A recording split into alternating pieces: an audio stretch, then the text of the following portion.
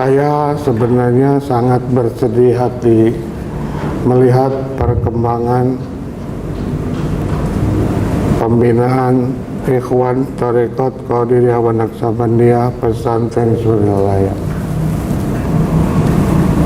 Pertama, karena adanya orang yang mengaku Syekh Mursyid, mengangkat wakil talqin di mana-mana, menyerang kita di Facebook, di internet, dan macam-macam.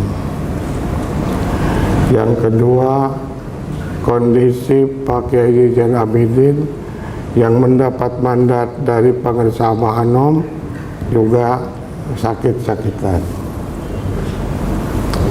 Yang ketiga, pihak keluarga juga belum ada yang mumpuni untuk meneruskan amanat dari Pengarsa Abah Anom. Abah Anom tuh suatu hari bicara, beliau kata Abah begini, kalau bisa nanti setelah Abah nggak ada, pusat Tarekat Qadiriyah Naqsabandiyah tetap ada di Suryalaya. Ya berarti harus keluarga kan, logikanya begitu. Walaupun tidak mesti dari keluarga yang jadi Syekh Mursyid itu, tapi sampai sekarang belum ada yang definitif. Ketika setelah Abah meninggal 40 hari, wakil talqin berkumpul di Suryalaya. Saya diminta Pak Kiai Haji Nur Anom dengan Pak Zain Abidin membuka pembicaraan lebih dahulu, karena sudah terdeteksi pendapat wakil talqin akan macam-macam. Setelah itu ada yang mengaku mursyid, rapat lagi wakil talqin menolak, dan bukan hanya mursyid yang ditolak, tapi sebagai wakil talqin ditolak dan disomasi tidak boleh menggunakan Tarekat Qadiriyah Naqsabandiyah Pesantren Suryalaya. Tapi sampai hari ini tetap memakai TKN Suryalaya, bahkan membuat maklumat supaya ngedukung calon presiden tertentu. Nah gitu. Pernah ada orang dari Pangkal Pinang datang ke saya, ke pesantren saya, minta ditalqin-talqin. Saya tanya, siapa yang mengarahkan Anda minta talqin ke saya? Dia bilang, Ajengan Gaos, Pak. Saya bilang, maaf, saya bukan wakil talqin Ajengan Gaos. Saya wakil talqin Abah Anom. Dia mikir lama, akhirnya kalau nggak sanggup nggak jadi. Akhirnya dia pulang. Kenapa saya begitu? Karena saya duga itu jebakan supaya saya sah dianggap wakil talqinnya Ajengan Gaos. Itu satu jebakan. Beberapa bulan kemudian ada profesor dari Universitas Islam Negeri Sarjana Jakarta minta ketemu saya, Profesor Asep namanya. Ya boleh, sekarang kalau mau silaturahmi mah nggak ada halangan. Setelah itu ada informasi bahwa profesor dari Jakarta itu wakil talqin nomor satunya Ajengan Gaos. Ya saya bilang nggak apa-apa, orang mau silaturahmi boleh-boleh aja. Datanglah ke pesantren saya. Saya bilang, Pak Asep, ada perlu apa ketemu saya? Apa yang bisa saya bantu? Oh Pak, saya itu profesor di bidang sastra Arab, tapi saya dapat tugas mengajarkan ilmu tasawuf dan tarekat. Kemudian apa masalahnya bisa mau ketemu saya? Saya ingin tahu penjelasan Pak Juhaya. Pak Juhaya kan profesor hukum, dan juga wakil talqin tarekat. Apa bedanya fikih dengan tasawuf dan di mana hubungannya? Saya jelaskan bagaimana fikih, bagaimana tasawuf. Terus setelah saya jelaskan, terus apalagi yang bikin Bapak susah? Ketika saya mengajarkan tasawuf, baca buku, jadi bingung saya. Buku yang baca Bapak itu buku yang mana? Dia bawa buku yang ditulis Kiai Haji Abdul Ghaus Saiful Maslul. Di bagian mana yang bikin Bapak pusing? Ya, yang dia bilang di sholat duha begini di sini.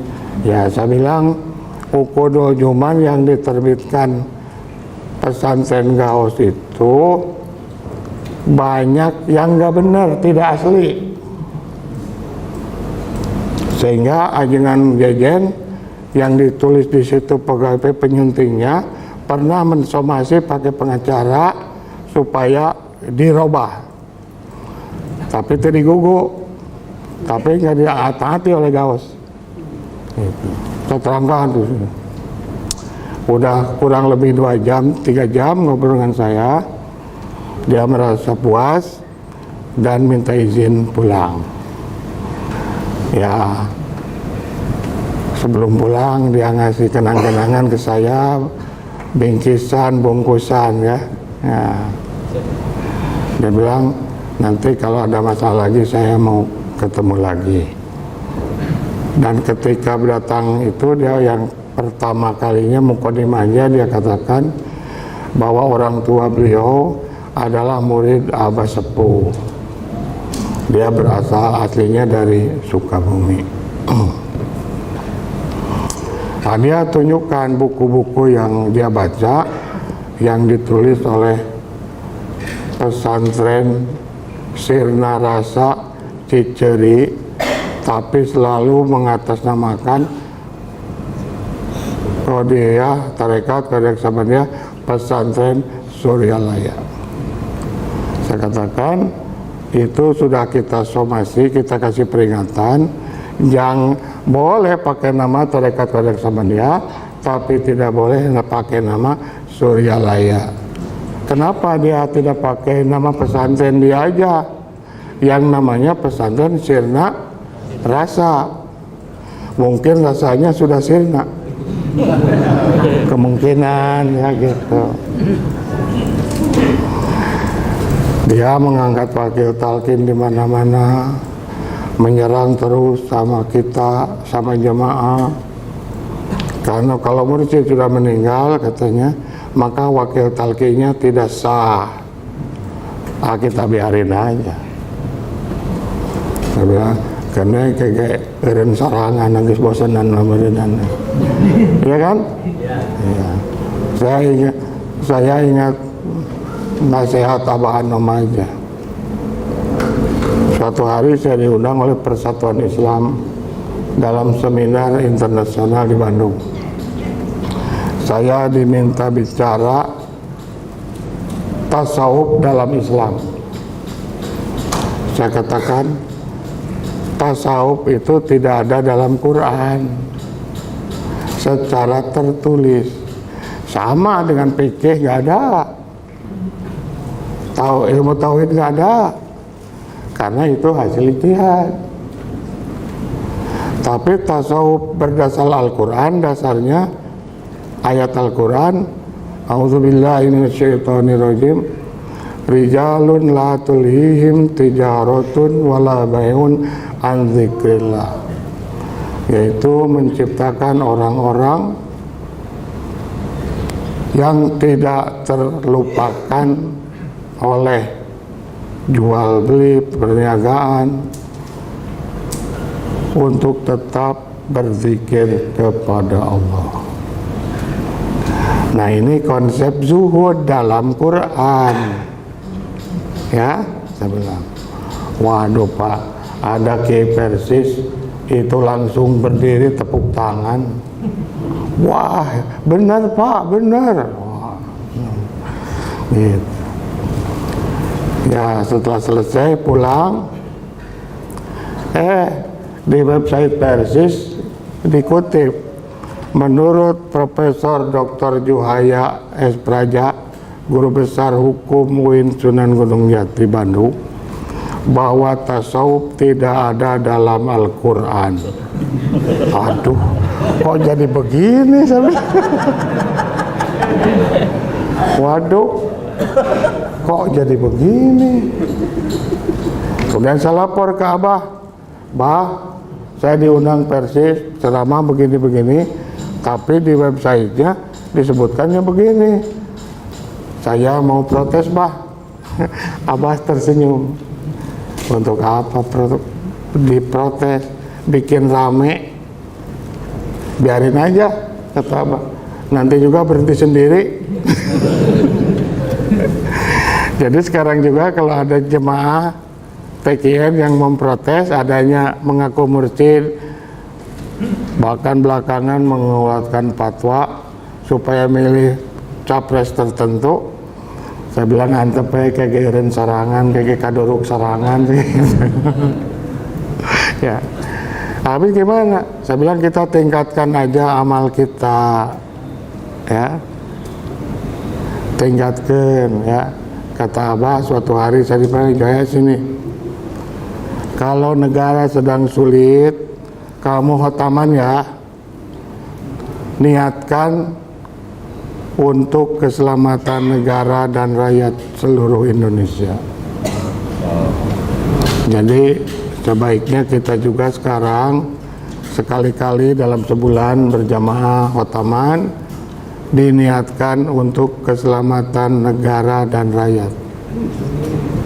Itu pesan Abah pada saya. Bahkan begini, baca khotaman itu bisa juga kamu niatkan untuk membantu orang sakit. Kalau nanti ada keluarga atau saudara mau melahirkan susah, baca khotaman, kata Abah. Siapkan air putih. Setelah selesai khotaman, minta pada Allah kesehatan, kelancaran, airnya diminumkan atau diusapkan karena perut yang mau melahirkan. Insya Allah lancar. Dan saya sudah coba, alhamdulillah semuanya beres. Itu pesan Abah pada saya. Ini juga saya ingin pesankan pada jemaah semuanya. Kalau yang sakit, ya begitu aja lah, baca khotaman. Bahkan menurut Pak Kiai Zainul Abidin dari Abah Sepuh, kalau sedang mendapat kesulitan, kata Abah Sepuh, baca aja sholawat Bani Hasyim. Apa kan? Allahumma sholli ala nabi Muhammad wa ala alihi wa sallim taslima. Baca aja sholawat ini satu malam 1000 kali. Kamu tidak susah-susah riadoh, udah Abah yang riadohnya, asal tawasul lelawe ke Abah ila hadrati Syekh Abdullah Mubarak bin Muhammad Al-Fatihah. Baca salat Bani Hasyim 1000 kali semalam, insya Allah semuanya akan dimudahkan. Ceritakan Kanjul Karnain, putra Abah Hanum. Dulu itu riadohnya disuruh berjalan kaki dari Banten ke Cirebon ke makam Sunan Gunung Jati. Akan tetapi tidak boleh ketemu orang, sehingga berjalannya malam hari. Dan kalau ada sungai tidak boleh lewat jembatan, harus mentas we. Supaya bisa lewat, baca sholawat Bani Hashim. Dan alhamdulillah akan kantu lulus. Hampir 3 bulan dia berjalan dari Banten ke Cirebon. Itu waktu masih ada Abah Anung. Jadi satu-satunya putra Abah yang mendapat riado paling berat itu akan Kanjul Karnain. Bapak-bapak, ibu-ibu, kalau pergi ke Suralaya kecapean, istirahatlah di Bandung di pesantren saya. Pesantren saya namanya Al-Kutub Kajembaran Rohmaniyah, dan nama itu disetujui oleh Pangersa Abah sejak tahun 80-an. Itu masih di rumah saya, tapi sekarang udah khusus pesantren di belakang kampus Universitas Islam Negeri Sunan Gunung Jati Bandung. Hanya berjarak 100 meter dari tembok UIN Bandung. Ya. Dan santri yang pesantren di saya semuanya mahasiswa. Mahasiswa UIN, terutama S1, S2, dan S3. Kalau mahasiswa S3 yang nginep itu biasanya yang menyelesaikan disertasi yang waktunya tinggal kurang dari 6 bulan. Kadang-kadang karena kebanyakan pejabat, ada kepala pengadilan agama, ada hakim tinggi, kadang-kadang pesantrennya bawa istri. Saya bilang boleh bawa istri, tapi jatah kamu hanya 1 kamar. Ketika pertama kali, Pak, tugas saya apa? Tugas kamu sekarang, kamu bisa makan enak, bisa buang air, bisa tidur. Terus, ya itu aja minggu ini tugas kamu. Kenapa, Prof? Kamu kan pejabat, biasa tidur di hotel, dibayar negara. Sekarang kan di pesantren, nulis disertasi nggak akan bisa. Kalau nggak bisa tidur, nggak bisa makan, nggak bisa buang air. Ya kan? Sekarang mah seminggu ini belajar itu aja deh.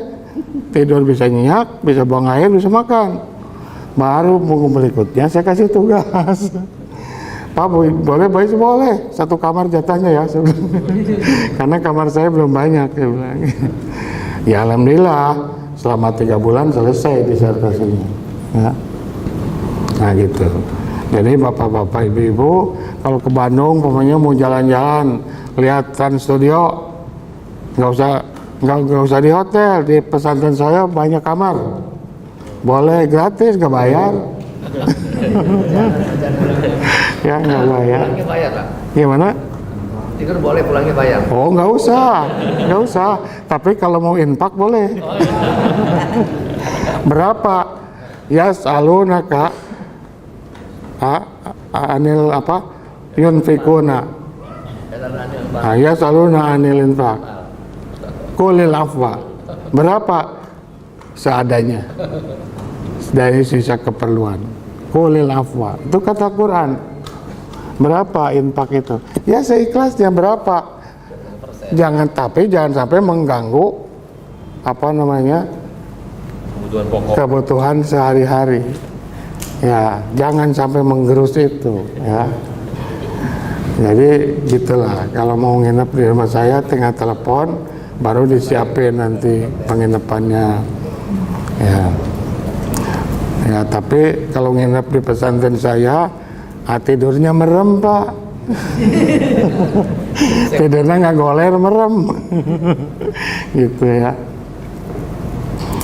Nah, jadi saya mengharap Iwan Tarekat Qadiriyah Naksabandia Pondok Pesantren Suralaya itu tentram, adem ayem, jangan terprovokasi oleh mereka yang mengaku mursyid, yang diangkat wakil talqin bukan oleh Abah Anom atau oleh penerus yang secara hukum sah.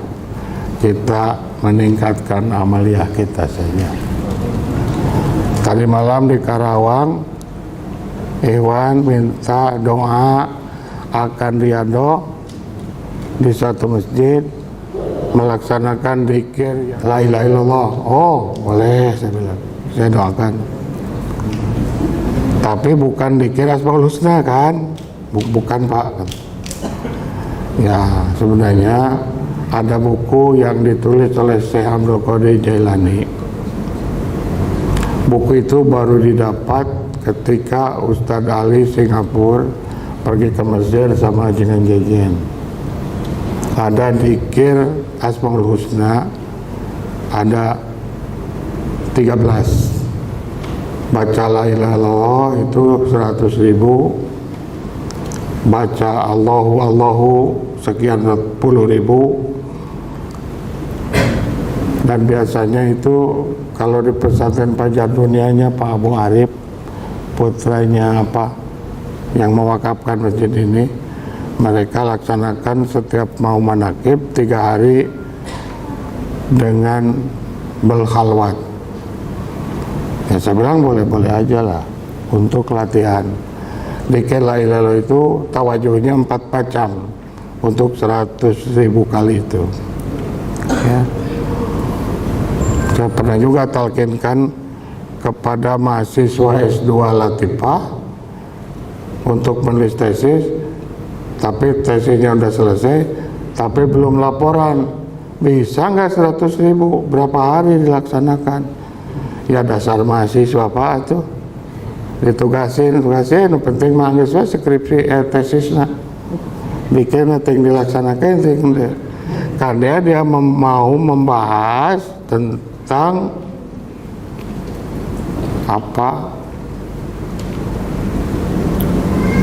inkisab, terbukanya dinding penghalang Allah dengan hambanya untuk mengendalikan nafsu ammarah, mutmainnah, lawamah dan sebagainya.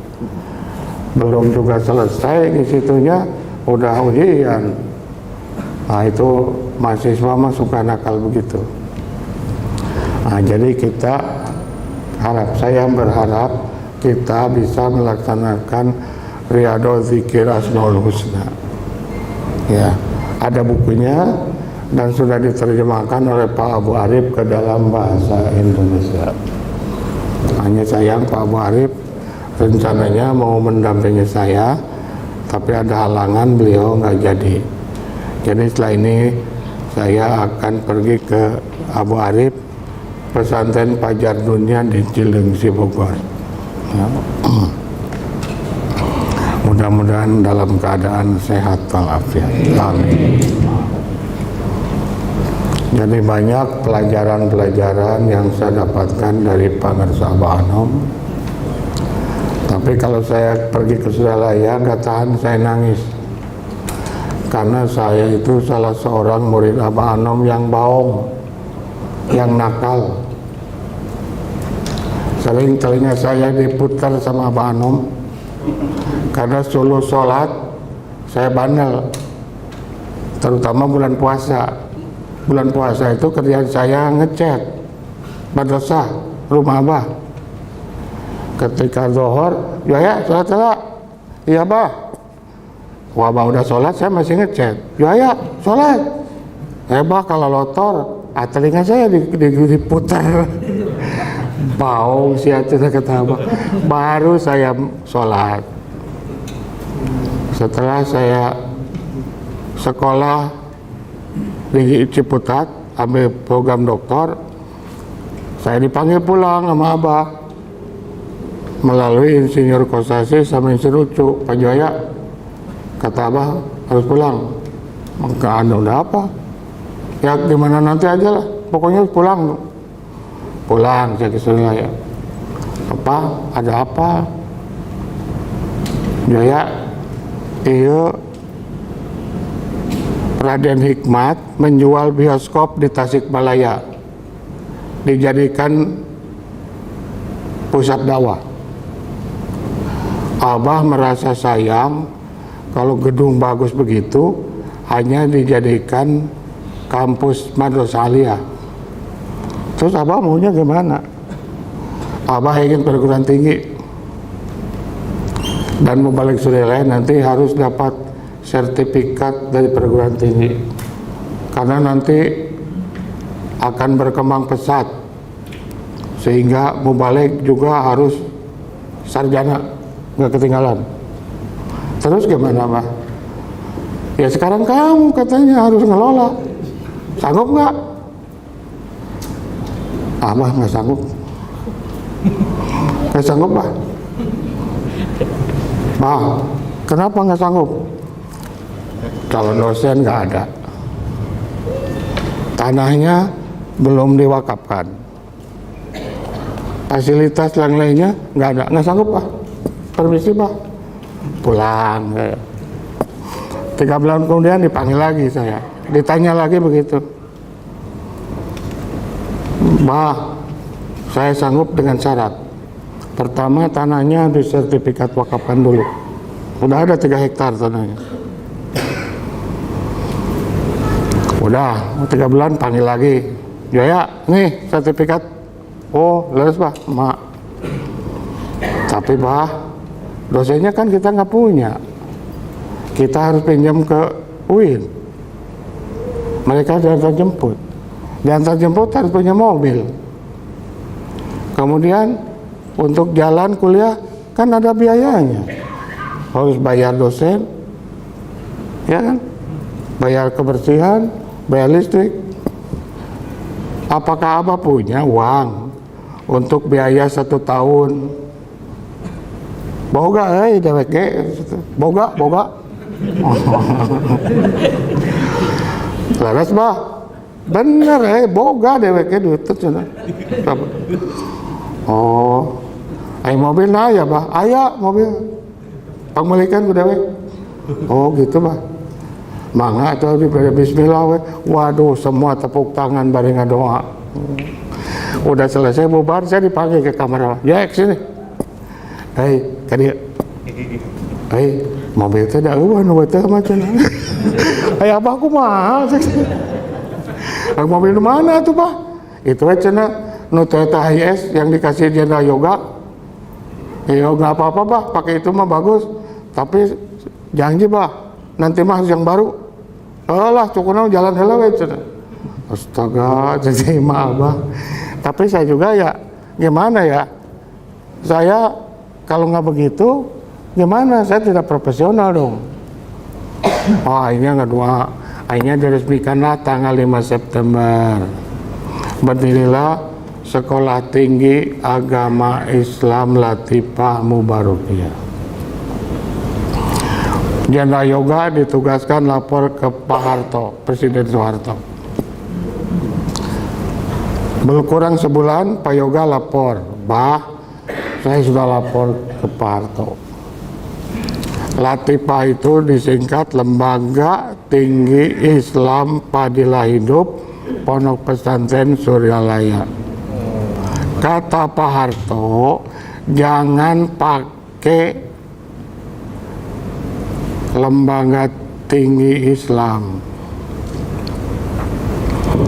Udah Lembaga Tinggi Padilah Hidup saja. Tapi pondok pesantrennya jangan dihilangkan. Apa alasan Pak Harto, Bah? Kata Pak Harto, kalau menggunakan Islam, nanti pondok pesantren udah pondok pesantren cukup, supaya pondok pesantren istilah itu tidak dipakai oleh orang-orang yang beragama bukan Islam. Nah, kata Abah begini, menurut kamu gimana? Ah itu bagus Pak, saya bilang, terima aja saran Pak Harto. Nah kalau gitu mah kita terima aja lah. Tuh pupus katanya itu di apa? Yang di apa tuh yang tinggi itu? Baliho? Bukan baliho Pak, yang di tembok tinggi itu apa namanya? Nah, semacam menara itu dipupus tuh Islamna. Jadi Latifah itu singkatan Lembaga Tinggi Padilah Hidup Pondok Pesantren Suryalaya. Ah gitu ya. Jadi Abah itu selalu menerima ide-ide yang baru, tapi selalu kritis. Ya. Itu kehebatannya Syekh Mursyid itu begitu. Nah, ketika ada peraturan baru, kan diganti jadi Institut Agama Islam. Kalau diganti Institut Agama Islam, itu harus 6 jurusan. Sembanta Suryalaya cuma punya 3. Waktu itu mau ulang tahun ke-90, dan Pak Harto mau datang. Kata Abah Juaya, cik perjuangkan ulah turun jadi sekolah tinggi atuh, cik perjuangkan aya Pak Harto kadi Abah era cenah. Oh gitu bah, nyuhunkeun doa we, saya bilang, saya minta doa. Ya alhamdulillah Latifah bisa punya 6 jurusan. Jadi namanya tetap tidak berubah, Institut Agama Islam Latifah Mubarakah. Bahkan waktu itu Abah ingin mendirikan BPR Syariah yang modal startnya 40 juta. Kita udah ngumpulkan 40 juta, tapi direkturnya harus kredibel. Waduh, saya ditugaskan lagi sama Abah. Nanti Pak Harto kesini meresmikan BPR Syariah. Waduh, Bah, saya mohon doanya aja, saya mau menghadap direktur bank di Jakarta. Begitu di Jakarta, Pak, ini direktur bank Bapak udah pensiun, udah lebih dari 2 tahun. Pak, tolong Pak, karena ini bank mau diresmikan oleh Pak Harto. Rada nggak bohong seketik lah. Padahal mah tadi diundang untuk itu, untuk hadir itu penting mah. Pak Harto teh hadirnya. Pak, tes saja calon direktur bank saya. Walaupun udah pensiun dari bank BNI, tapi dia udah mengerti istilah-istilah bank syariah. Padahal saya dilatih heula, ya. Istilah-istilah dina perbankan, naon istilah bank syariahna dilatih heula ku saya. Pak Tosin almarhum teh. Akhirnya diizinkan. Oh iyalah, saya tes dulu. Dites lah, kata berapa menit lah di Jakarta. Oh ya boleh. Akhirnya diizinkan, berdirilah Bank Perkreditan Syariah Toat, singkatan tolong menolong bermanfaat. Itu nama dari Abah. Tapi beberapa tahun kemudian BPR saya itu modalnya harus 500 juta. Nah, kami tidak sanggup mengumpulkan 500 juta. Kalau 40 juta kan 20 orang, 2 juta sewa udah selesai. Akhirnya apa? Kalau tidak terpenuhi, bank itu harus ditutup. Dan resikonya komisaris utama itu masuk penjara 3 tahun. Denda 1 miliar. Akhirnya kami rembukan, udah jual aja bank ini. Bank kita ini asetnya sudah 2 miliar. Kebetulan komisaris utama kita sahabatnya Fuad Bawazir, Menteri Keuangan. Akhirnya dibelilah oleh Pak Fuad Bawazir 2 miliar. 1 miliar pakai bayar denda ke Bank Indonesia, 1 miliar dikembalikan ke nasabah. Sekarang menjadi Bank Harta Insan Karima, dan akhir tahun kemarin asetnya sudah 1 triliun. Dan di Cilenyi sekarang sudah membangun kantor 6 lantai. Nama pendirinya masih tetap ada, Abah Anom dan kawan-kawan ya. Nah ini salah satu gambaran perjuangan Syekh Mursyid kita dalam membangun manusia seutuhnya, lahir batin, yang harus kita lanjutkan dalam suasana keadaan tentram dan damai.